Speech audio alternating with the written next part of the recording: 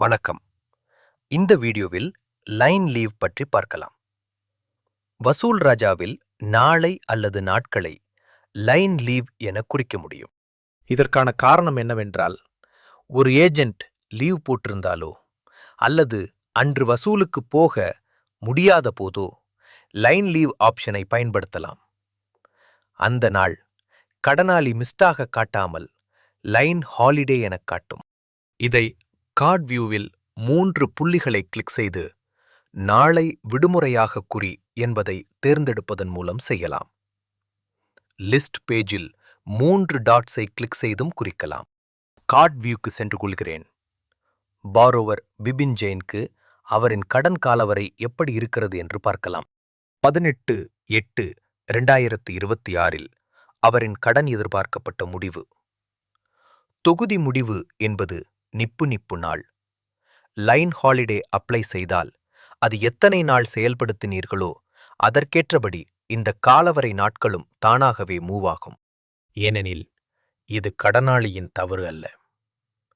நாம் வசூலுக்கு லீவ் விட்டுவிட்டோம் என்பதால் இது நடக்கிறது. லைன் ஹாலிடேயை மார்க் செய்தால் கடனாளியின் அன்பெய்டு டேஸில் இது வராது. அதற்கு பதிலாக ஹாலிடேஸில் சேரும்.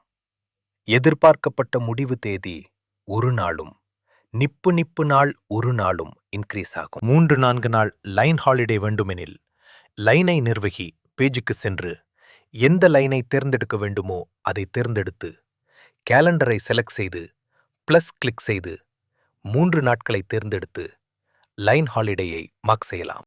இப்போது ஒரு நாள் லைன் ஹாலிடே அப்ளை செய்யலாம். நாளை விடுமுறையாய் குறிக்கிறேன். உறுதியான பின்னர் அந்த நாளுக்கான வசூல் பதிவு செய்ய முடியாது. லைன் விடுமுறை அங்கீகரிக்கப்பட்டது. இந்த நாளுக்கான கட்டணங்கள் முடக்கப்பட்டன என வரும். பிபின் ஜெயினை மீண்டும் பார்த்தால் முன்னால் 18/8 என இருந்தது, இப்போது 19/8 என மாறியுள்ளது. தொகுதி முடிவு முன்னால் 7/9 என இருந்தது, இப்போது 8/9 என மாறியுள்ளது. லைன் ஹாலிடே என்பது இதுதான். லைன் ஹாலிடே எப்படி அப்ளை செய்வது என்பதை இந்த வீடியோவில் கண்டோம். நன்றி, வணக்கம்.